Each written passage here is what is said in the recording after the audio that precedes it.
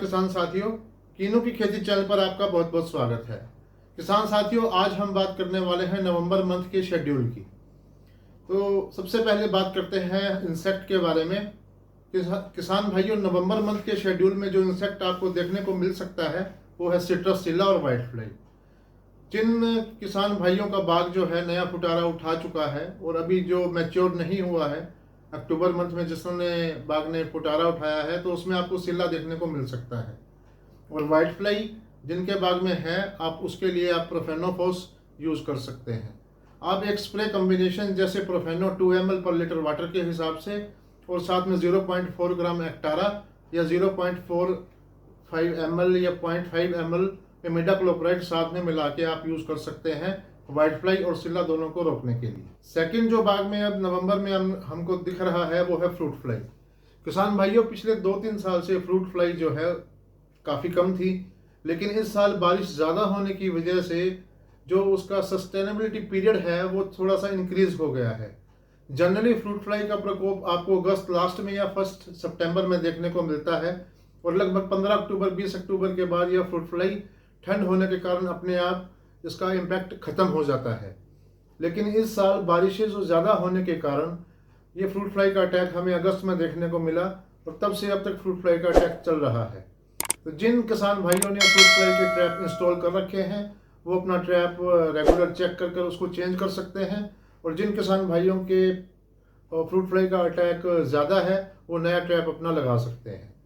Basically fruit fly के लिए जो कोई इंसेक्टिसाइड नहीं है, लेकिन फिर भी अगर आप फ्रूट फ्लाई का प्रकोप ज़्यादा मानते हैं अपने बाग में, जो ट्रैप कंट्रोल नहीं कर पा रहा, तो आप उसको 2 ml या 2.5 ml मैलाथियान एक स्प्रे है उससे आप अपना कंट्रोल कर सकते हैं। लेकिन मैलाथियान की जो स्प्रे है वो आपको शाम को 7 बजे के बाद ही करने के अच्छे रिजल्ट मिल सकते हैं।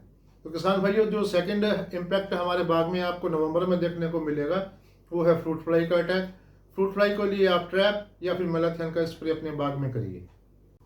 जो थर्ड अटैक इंसेक्ट का हमारे बाग में देखने को मिल सकता है वो नवंबर एंड में आपको फ्रूट सकिंग मोथ, जो आप स्क्रीन पर देख रहे हैं, उसका मिल सकता है।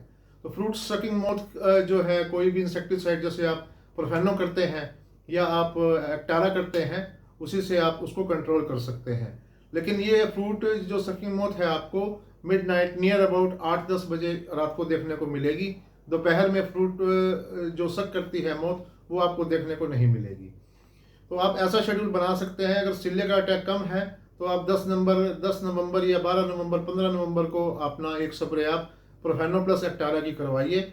उससे आपका जो सीधा कॉन्टैक्ट में आ गई अपने, चाहे वो फ्रूट सकिंग मोथ है, चाहे वो सिल्ला है, चाहे वो फ्रूट फ्लाई है, वो आप उसको कंट्रोल कर सकते हैं उससे। नेक्स्ट स्टेप जो है बाग में करने वाला है वो है वाटर की मैनेजमेंट। अक्टूबर मंथ में मैंने काफ़ी सारे फार्मर से बात भी की है, व्हाट्सएप के थ्रू चैट भी हुई है। लगभग सभी किसान कंफ्यूज है पानी के बारे में कि पानी का मैनेजमेंट कैसा होना चाहिए। तो किसान भाइयों, जिनके पास ड्रिप इरिगेशन सिस्टम इंस्टॉल्ड है ऑलरेडी, तो वो अपना पानी का मैनेजमेंट अपना इस चार्ट के थ्रू बना सकते हैं। जैसे कि 7 साल के प्लांट के लिए अब आपको 32 लीटर पानी रिक्वायर्ड है नवंबर में, तो आप उसको ऐसे मेंटेन कर सकते हैं भी एक ड्रिपर, मान लीजिए एक किसान भाई के पास एक प्लांट के अंदर 4 ड्रिपर लगे हैं और उसका ड्रिपर का LPH लीटर पर आवर की कैपेसिटी 8 लीटर है। तो इसका मतलब है अगर वो 1 घंटा ड्रिप चलाता है और 4 ड्रिपर हैं तो 8 × 4 जो आपका 32 बनेगा, वो 32 लीटर पानी उसकी कैपेसिटी है एग्जॉस्ट करने की, निकालने की। और हमारे को 7 साल के बाद के लिए 32 लीटर ही पानी चाहिए, तो वो किसान अपना एक दिन में 1 घंटा ड्रिप चला सकता है। अब अगर वो डिले करना चाहता है तो हम 5 दिन का गैप इकट्ठे 4 घंटे या 5 घंटे चलाते हैं, तो उसे हम मल्टीप्लाई करके उतने दिन पानी को हम रोक लेंगे। जैसे कि आप मान लो 5 घंटे एक किसान ड्रिप चलाता है और 32 लीटर रिक्वायर्ड है और 32 की कैपेसिटी है उसकी ड्रिपर की, तो 5 घंटे का मतलब 160 लीटर पानी उसने दिया 5 घंटे में, तो अगले 4 दिन 5 दिन उसको पानी नहीं देना है। ये वाटर मैनेजमेंट है उनके लिए जिनके पास ड्रिप इरिगेशन ठीक तरीके से काम कर रहा है। जो किसान भाई फ्लड इरिगेशन करना चाहते हैं तो उनको मैंने काफ़ी सारी वीडियोस में पहले भी हमारी बात हुई है कि आपको 10 दिसंबर के बाद बाग में पानी नहीं लगाना है। हम पूरी की पूरी डोरमेंसी का पीरियड जो है वो लेके चलेंगे 60 दिन का।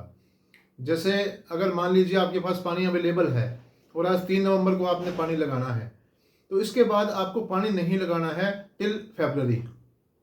अगर आपको लगता है ये कि पानी मैं अब लगाऊंगा तो मुझे 15 दिसंबर या 20 दिसंबर को पानी चाहिएगा बाग में, तो आप 2 नवंबर या 3 नवंबर पानी को डिले करके आप 20 नवंबर या 25 नवंबर को आप पानी दे सकते हैं। जिन किसान भाइयों के पास 2 पानी अवेलेबल हैं वो 1 पानी अब लगा सकते हैं। अगर फ्रूट का साइज़ उनका कम है तो जो वाटर हम नीचे देंगे वो भी फ्रूट के साइज़ में हेल्प करेगा। और सेकंड जो है, अपना अगर फ्रूट की क्वांटिटी उस प्लांट पे ज़्यादा है तो उसको मेंटेन करने के लिए भी पानी की आवश्यकता पड़ेगी। तो ये आपको ध्यान में रखना है। फ्लड इरिगेशन के लिए हमने 10 दिसंबर के बाद अपने बाग में पानी नहीं देना है, और जो ड्रिप इरिगेशन है वो भी इस तरीके से अपना मेंटेन कर सकते हैं। हमें अगले मंथ में जो है पानी 10 दिसंबर के बाद जो अपने बाग में नहीं लगाना है। हमें पूरी 60 डेज की ट्रांजिशन मेंटेन करनी है नेक्स्ट ईयर की फ्लावरिंग के लिए। थर्ड जो बाग में नवंबर में है उसका कंसेप्ट डी ग्रीनिंग का मैं आपको बताना चाहूँगा। सबसे पहले किसान भाइयों, डी ग्रीनिंग का मतलब समझते हैं। डी ग्रीनिंग का मतलब है ग्रीन कलर को ऑरेंज कलर में कन्वर्ट करना। डी का मतलब तोड़ना, ग्रीन का मतलब हरा। जो हमारा फ्रूट किन्नू का, मैं यहाँ पर बेसिकली किन्नू की बात कर रहा हूँ, जो हमारा फ्रूट लगा हुआ है अपने प्लांट पे और ग्रीन कलर का है, वो धीरे धीरे चेंज होता है ऑरेंज कलर में। उस प्रोसेस को हम डी ग्रीनिंग बोलते हैं। अब नेचुरली प्लांट को कैसे पता लगता है कि मेरा अब जो हार्वेस्टिंग पीरियड आने वाला है और मेरे को अपना कलर जो है वो चेंज करना है? ये किसान भाइयों काफ़ी सारे फैक्टर्स पे डिपेंड करता है, जैसे availability of nutrients, environmental factors, water management. इन सभी पे डी ग्रीनिंग का प्रोसेस जो है वो स्टार्ट होता है प्लांट में। जो प्लांट है वो जैसे ही उसको एक इंडिकेटर का पता लगता है कि अब ठंड पड़ने वाली है, तो वो क्या करेगा, इथाइलिन की प्रोडक्शन, हार्मोन जो इथाइलिन है उसकी प्रोडक्शन अपने प्लांट के जो प्लांट है वो अपने प्रोसेस में इंक्रीज करेगा। जैसे जैसे इथाइलिन की प्रोडक्शन हमारे प्लांट में बढ़ती जाएगी वैसे वैसे कलर वो पकड़ता रहेगा। ये है नेचुरल प्रोसेस डी ग्रीनिंग का। कुछ बाग ऐसे हैं जिसके अंदर जो ग्रीन का प्रोसेस है वो काफ़ी लंबा चलता है, उसमें कलर जल्दी आता नहीं है। तो उस केस में किसान भाइयों आप 6 ग्राम से लेकर 10 ग्राम 0050 की आप पोटाश की स्प्रे करवा सकते हैं कलर जल्दी लाने के लिए। लेकिन ये जो पोटाश जो आप परचेज करेंगे पोटेशियम सल्फेट 0050 के नाम से, ये आपको एमओपी की स्प्रे नहीं करनी है, एसओपी स्प्रे करना है। अगर आप एमओपी स्प्रे करते हैं तो आपके फ्रूट पे जो दाग धब्बे हैं वो पड़ने की आशंका ज़्यादा होती है। आप एसओपी यूज़ करिए और उसको अंडर डोज ही रखना है। जैसे बुक्स के अंदर 20 ग्राम तक प्रति लीटर पानी के हिसाब से एसओपी की डोज बताई है, लेकिन आपने उसको 6 ग्राम से 8 ग्राम ही रखनी है। आप नंबर ऑफ स्प्रे इंक्रीज कर दीजिए एक बारी में डोज देने की बजाय। तो आप 6 ग्राम से लेकर 8 ग्राम एसओपी 0050 आप यूज़ कर सकते हैं कलर को पहले लाने के लिए। सेकेंडली पोटाश क्या है, वो कलर जल्दी लेके आता है। वो इसी कारण है, जैसे ही हम पोटाश का 0050 का स्प्रे करते हैं इथाइल की प्रोडक्शन बढ़ जाती है। जैसे इथाइल बढ़ेगा वैसे ही कलर आपका डी ग्रीन होना स्टार्ट हो जाएगा। तो आज के लिए किसान भाइयों इतना ही। नेक्स्ट वीडियो में हम मिलते हैं।